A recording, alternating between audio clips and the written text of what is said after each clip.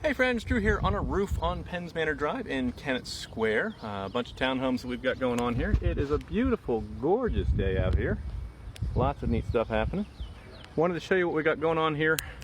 Customer reported that they're having leaks down in the bottom corner of this roof, right down here. And we're looking for something obvious that might be causing the problem. And the first thing that comes to mind is, did the roofer cut off the corners when they trimmed the valley? And I'll explain what I mean right there. First thing I want to show you, how in the world do you get a nail with a point sticking up coming through the shingle? Somebody has just dropped something and shingled right over it. That's not helpful. So we're going to try to get that out of there and goop it up. So when I say trimming off the corners, here is what we're talking about. Any water that comes down the roof line and hits into the corner of the valley here, we want to make sure it doesn't have a way to track across the top of one of these shingles and down. And I'll show you how we fix that and what they did not do on this particular roof. So we're going to lift up some shingles here and see if we can find the next corner. All right, so right down here, you can see the corner here of this shingle sticking out. That's one of the bottom shingles.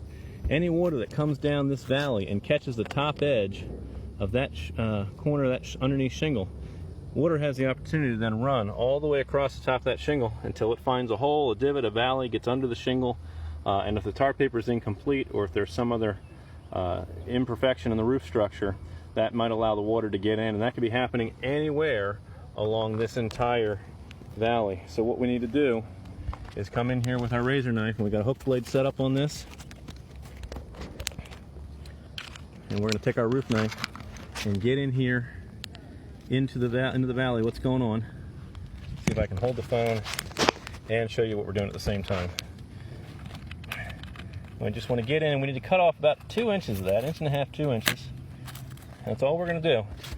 Is just cutting off that little corner is all it takes to keep water from catching the top edge and running across the shingle. Now, any water that comes down the valley is going to hit this 90-degree edge, and it's not going to have the opportunity to run across the top. It's going to have to come back, change direction, come down this way, and then go under. So we need to trim those corners on every one of these shingles, on every course, all the way down to the bottom to keep water from traveling across the roof, finding a hole, and getting down and in.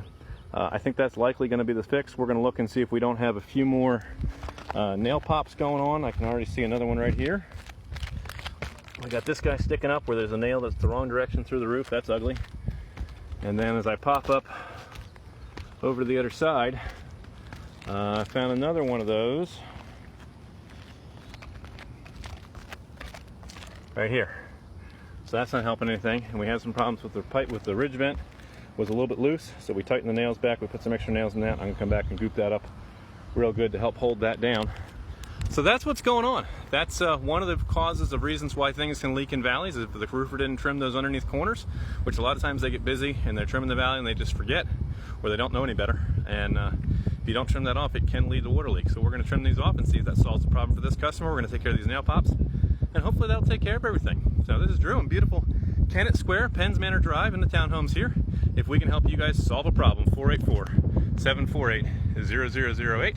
Choose option 2 for 𝗗𝘁, construction, renovation, and home repairs, and extension 2 for new projects. We are registered and insured, Pennsylvania 88078. We look forward to serving you soon. Remember, it's not just done, it's 𝗗𝘁 built. Bye for now.